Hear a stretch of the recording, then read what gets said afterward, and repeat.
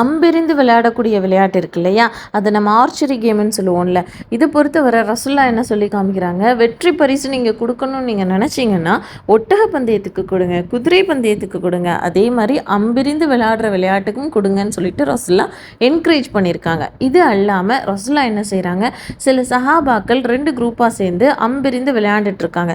இவங்களை கிராஸ் பண்ணி நடந்து போன ரசுல்லா என்ன சொல்கிறாங்கன்னா, இஸ்மாயிலின் சந்ததிகளே நீங்கள் அம்பெறிங்க, ஏன்னா உங்களுடைய தந்தை இஸ்மாயில் அம்பெறியக்கூடியவராக இருந்தாருன்னு சொல்லி காமிக்கிறாங்க.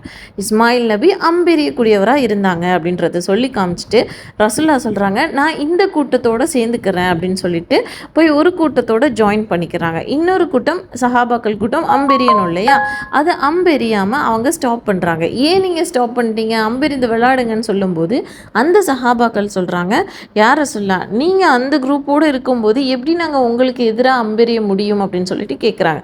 அப்போ ரசுல்லா சொல்கிறாங்க, இல்லை நான் 2 குரூப்புக்கும் பொதுவாக இருந்துக்கிறேன் அப்படின்றத ரசுல்லா சொல்கிறாங்க. சஹாபாக்கள் எல்லாரும் அம்பெறிந்து விளையாண்டாங்க அப்படின்ற ஹதீஸை பார்க்குறோம். அஸ்ஸலாமு அலைக்கும் வரஹ்மத்துல்லாஹி வபரகாத்துஹு.